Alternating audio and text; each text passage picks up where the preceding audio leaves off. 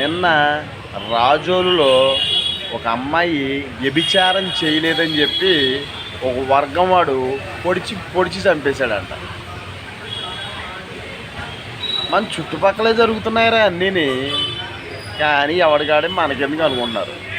ఏమన్నా చెప్తేనేమో కిట్టకి చెప్తున్నాడని చెప్పేసి అంటారు. అయితే ఎనరు ఇంకా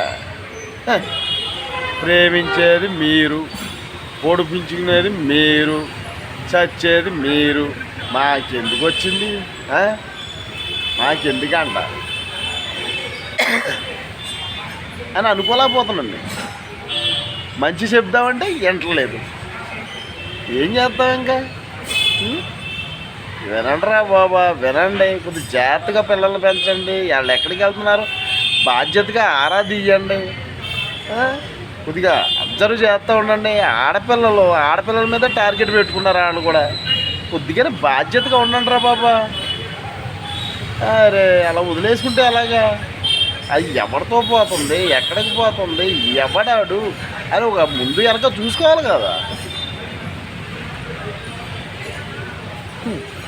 జై శ్రీరామ్.